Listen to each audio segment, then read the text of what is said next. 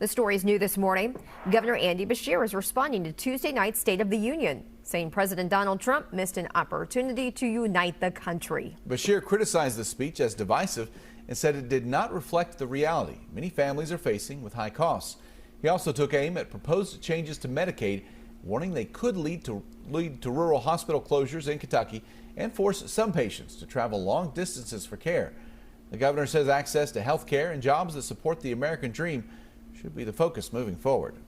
He claimed a golden age for our economy. Maybe it's a golden age for his family, which is profiting off the presidency. But the American families are struggling. Costs still so difficult. If you talk to most American families, they'll say they're either treading water or drowning.